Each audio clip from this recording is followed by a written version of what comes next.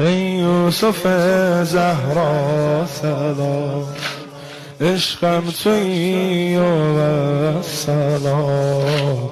شامم سحر بنما، سفر بنما به کوی این حقیر. ما تشنه باران همه یاران، گداییم و فقیر. جانا چون در بند تو، یک لبخند تو گشته آرزوی ما.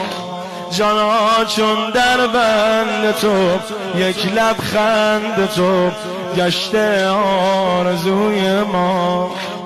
ما را مران دل برم، ببین چشم تر هستی آبروی ما. ابن الحسن آقا بیا.